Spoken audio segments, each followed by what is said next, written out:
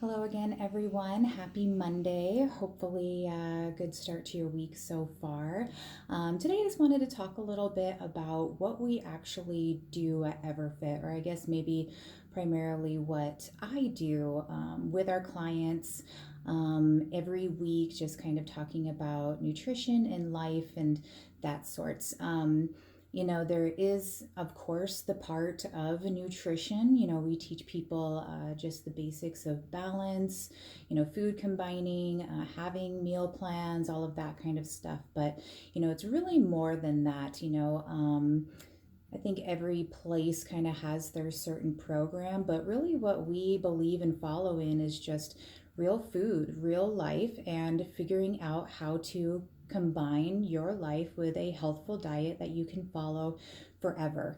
It really is that lifestyle change, really figuring out why you do the things that you do, why you don't do the things you're supposed to do, and really kind of trying to find that balance again, find those old habits that you probably used to do. I hear that all the time. Oh, I used to, be really good at drinking water. I used to really be good at, making a meal plan for the week and all of those kind of things, So a lot of times it's just life that gets in the way.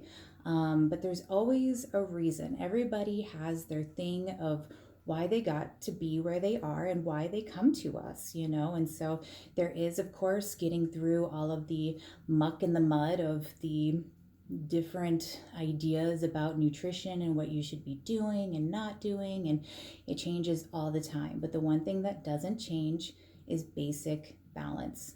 The my plate. You want a vegetable, you want a protein, you want a grain or starch.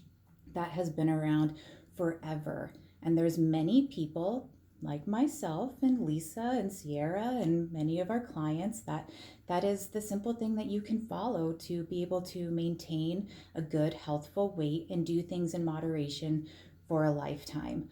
It's not that I was just blessed to be able to, keep, good balance in my life and be fit and healthy. It's something that you have to work for and that you consciously work for all the time. And not that it's terribly difficult, but I tell people often that once you get into this way of eating and moving and living, you realize how good you feel, how much energy you have, how good your sleep is, just your attitude, everything really just does just get better.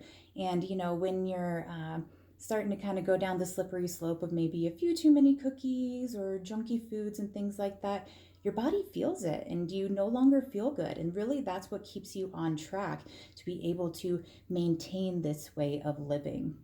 And that's really what it is just being able to, eat healthfully and do things in moderation.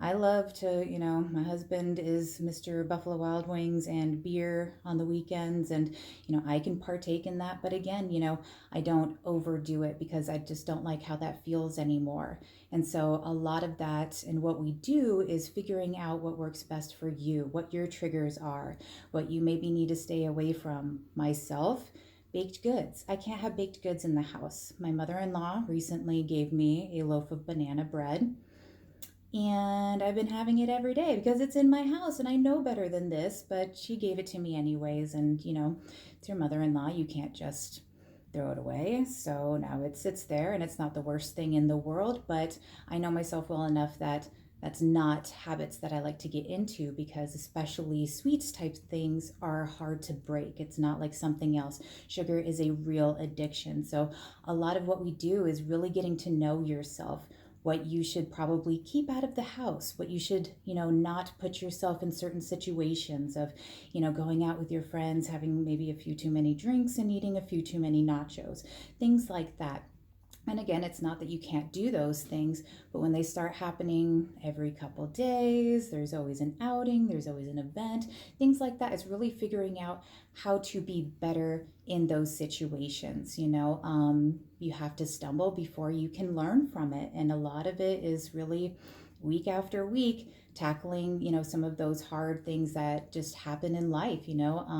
There's never an easy time to be able to really figure yourself out. So that's one thing that's kind of nice about the situation that we're in right now, is that you can really take this time to evaluate your life and see what works, what doesn't.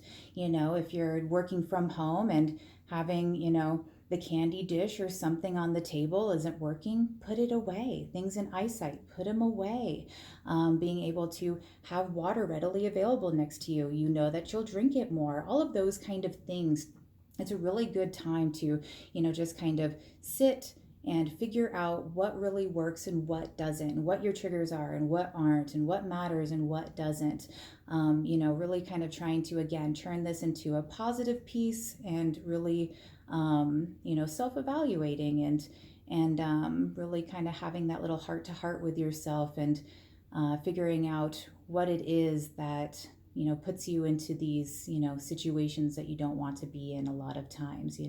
I think that's often the hardest part of this, and why a lot of people kind of veer away from the truth of what is it that makes me dive into that bowl of ice cream, or go and order and eat half a pizza, all of those things. But it's really good to really kind of do a little soul searching and figure those things out, because once you do and you recognize what it is that makes you do that, or gets you off track, or loses motivation, you can do something about it once you recognize it. But if you continue to ignore it and push it down and try and put it into the dark place, it is forever going to be an issue. So that is my guidance to you today, is to really kind of start to notice. Don't ignore the things that are sticking out. Just recognize it, say, okay, that's what I do every time I walk through the kitchen, is I've got to take a little bite of something.